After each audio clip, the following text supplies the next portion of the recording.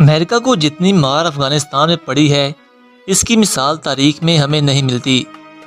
اب امریکہ کہنے کو تو سپر پاور ہے، لیکن چند ہزار طالبانوں سے جس طرح امریکہ نے شکست کھائی ہے، اس کے بعد تو یہی کہہ سکتے ہیں کہ جس شخص کے پاس ایمان کی طاقت ہے وہ کبھی بھی دنیا کی کسی بھی سپر پاور سے ہار نہیں سکتا۔ اس میں پاکستان کے گمنام ہیروز نے جو اپنی پرفارمنس دکھائی ہے وہ امریکہ تا حیات یاد رکھے گا۔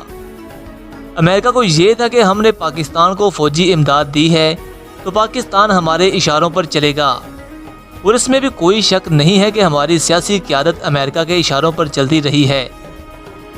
لیکن ہمارے گمنام ہیروز نے جو امریکہ کو 360 وولٹ کے جھٹکے دیے ہیں، ان کا امریکہ کو ابھی بھی اندر ہی اندر میں غصہ ہے۔ پہلے امریکہ نے اعلان کیا کہ ہم افغانستان سے نہیں جا رہے، لیکن جب طالبان نے امریکہ کو یہ کہا کہ بس ہو جاؤ سیدھے، ہم جنگ کے لیے تیار ہیں، تو پھر امریکہ کے پاؤں تلے سے زمین ہی نکل گئی۔ افغانستان میں 1 مئی سے غیر ملکی افواج کے ساتھ ہی امریکی سفارتکاروں کے انخلاء کا بھی فیصلہ کر لیا گیا ہے، جس کا طالبان نے خیر مقدم کیا ہے۔ طالبان نے امریکی اور نیٹو فورسز کے کمانڈر جنرل اسکاٹ ملر کی طرف سے کابل میں دیے گئے اس بیان کی پذیرائی کی ہے، جس میں جنرل اسکاٹ ملر نے کہا تھا کہ انخلاء کا عمل 1 مئی سے شروع ہو جائے گا۔ طالبان کی ویب سائٹ پر ایک آرٹیکل میں تحریر کیا گیا ہے کہ انخلاء کا یہ اعلان قابل تعریف ہے۔ افغانستان میں غیر ملکی افواج کی موجودگی جنگ کی بنیادی وجہ ہے۔ اب ہمیں یہ خوش امیدی ہوئی ہے کہ غیر ملکی افواج کے انخلاء کے بعد افغانستان کا تنازع ختم ہو جائے گا اور مستقبل میں افغان شہری پرامن طریقے سے زندگی گزار سکیں گے۔ طالبان کی طرف سے سامنے آنے والے بیان کو امریکہ کے لیے ایک پیغام سمجھا جا رہا ہے، جس میں طالبان ایک بار پھر امریکہ کو باور کروا رہے ہیں کہ دوحہ معاہدے کی تمام شقوں پر عمل درآمد کیا جانا چاہیے، خاص طور سے افغانستان سے غیر ملکی فوجوں کے انخلاء کے طے شدہ وقت کی مکمل پابندی کی جانی چاہیے۔ امریکی chairman of the joint chief of staff general mark mailer نے کہا کہ فوجی انخلاء کے بعد افغانستان کے حالات کی پیشگوئی کرنا ابھی ممکن نہیں ہے۔ صورتحال خراب بھی ہو سکتی ہے اور ٹھیک بھی۔ انخلاء کے کئی نتائج نکلیں گے، جن میں سے کچھ بہت بدتر بھی ہو سکتے ہیں، جیسا کہ افغان حکومت یا فوج کی ناکامی، خانہ جنگی اور انسانی بحران کا پیدا ہونا۔ انخلاء کا ایک ممکنہ نتیجہ القاعدہ کا دوبارہ مضبوط ہونا بھی ہو سکتا ہے۔ تاہم انخلاء کے بعد بھی ہم القاعدہ پر نظر رکھیں گے۔ ان کا مزید کہنا تھا کہ افغان حکومت اور طالبان کے درمیان کوئی اچھا معاہدہ بھی ہو سکتا ہے۔ امریکی قانون سازوں نے افغانستان سے فوجی انخلاء پر خواتین کے مستقبل پر خدشات کا اظہار کیا ہے۔ افغانستان میں سلامتی کی کشیدہ صورتحال کے باعث امریکی وزارت خارجہ نے کابل کے امریکی سفارتخانے کے اہلکاروں کے انخلاء کا بھی فیصلہ حتمی کر لیا ہے۔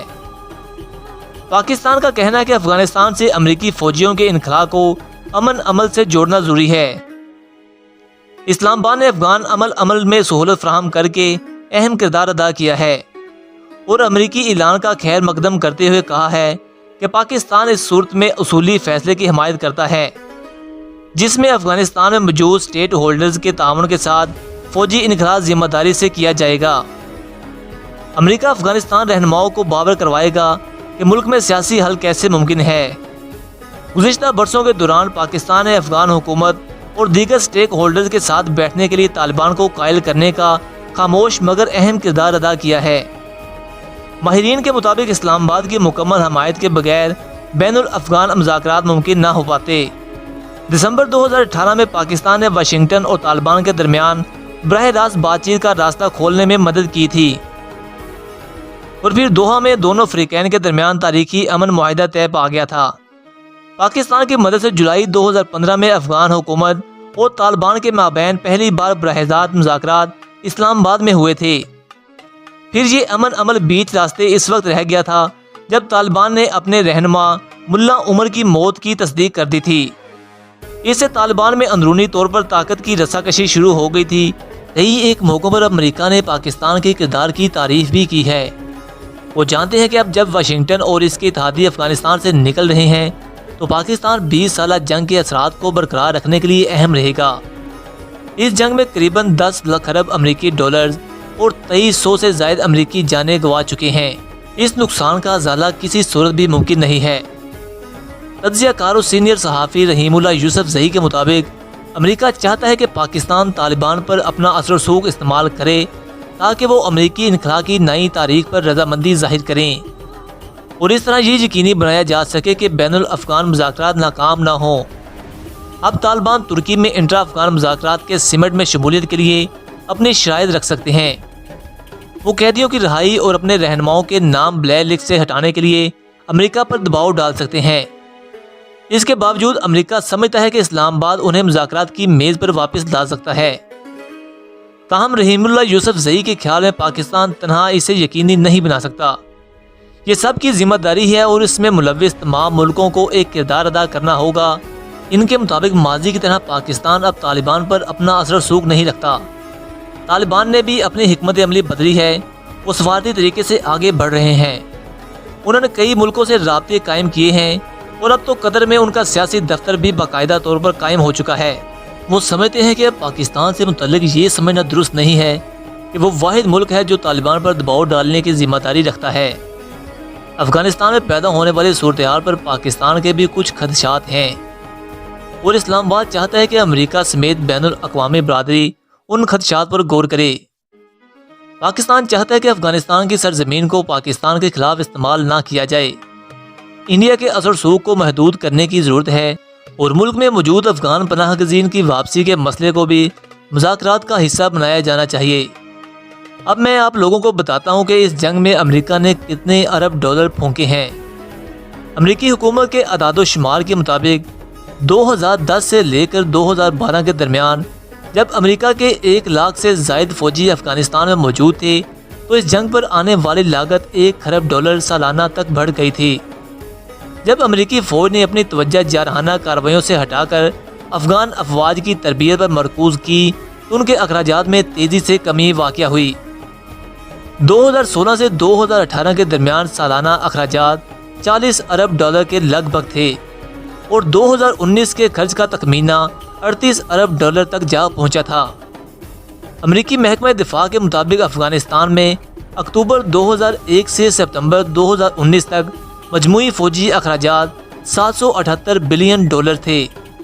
اس کے علاوہ امریکی محکمہ خارجہ، امریکی ایجنسی برائے بین الاقوامی ترقی یعنی کہ USAID اور دیگر سرکاری ایجنسیوں نے تعمیر نو کے منصوبوں پر 44 ارب ڈالر خرچ کیے ہیں۔ سرکاری اعداد و شمار کے مطابق 2001 میں جنگ کے آغاز سے اب تک ہونے والی مجموعی لاگت 822 ارب امریکی ڈالر تک جا پہنچی ہے، لیکن اس میں پاکستان میں آنے والے اخراجات شامل نہیں ہیں جسے امریکہ افغان سے متعلق کارروائیوں کے لیے اپنی فوجی اڈوں کے طور پر پاکستان کو دیتا رہا تھا۔ براؤن یونیورسٹی کے کاسٹ آف وار منصوبے میں ایک تحقیق کی گئی ہے جس میں بتایا گیا ہے کہ امریکی جنگ کے بارے میں امریکہ کے سرکاری اعداد و شمار کافی حد تک کم ہیں۔ ان کا کہنا ہے کہ کانگریس نے افغانستان اور پاکستان میں آپریشنز کے لیے 978 ارب ڈالر خرچ کیے ہیں۔ امریکہ جس طرح سے اپنی شکست کو اعلانیہ تسلیم نہیں کر رہا، اسی طرح یہ اپنے اخراجات کو بھی تسلیم نہیں کر رہا تاکہ اس کی اپنی عوام ہی اس کے خلاف نہیں ہو جائے کہ ہمارا اتنا پیسہ اور فوجی جانیں قربان کرنے کے بعد بھی ہم جنگ ہار گئے ہیں۔ جی تو پیارے دوستو، آپ لوگوں کا اس ویڈیو کے بارے میں کیا کہنا ہے؟ اپنی قیمتی رائے کا اظہار ہمیں کمنٹس باکس میں ضرور کریں۔ مزید ایسی دنیا بھر سے نالج بھری ویڈیوز دیکھنے کے لیے ہمارے YouTube چینل کو سبسکرائب بھی کر دیں۔ ویڈیو اچھی لگنے کی صورت میں اسے اپنے دوستوں کے ساتھ فیس بک اور واٹس ایپ میں دیگر سوشل میڈیا ویب سائٹ پر زیادہ سے زیادہ شیئر بھی کر دیں۔ جلد ہی ملوں گا میں آپ سے ایک نئی اور انٹرسٹنگ ویڈیو کے ساتھ، تب تک کے لیے مجھے دیں اجازت۔ اللہ حافظ۔